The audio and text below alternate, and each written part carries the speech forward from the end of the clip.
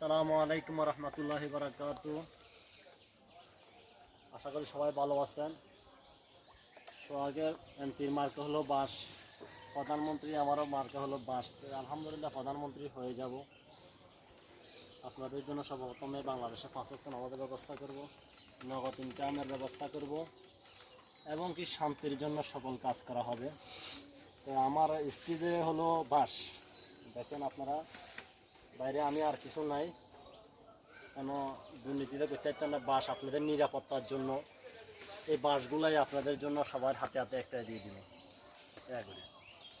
তো আপনারা আশা করি ভালো আছেন, আর সকলকে তো ঈদ মোবারক জানাই। ভালো থাকবেন, সুস্থ থাকবেন, অন্যকেও সুস্থ রাখবেন, এই নিয়ে সকাল থেকে বিদায় দিচ্ছি। আল্লাহ হাফেজ।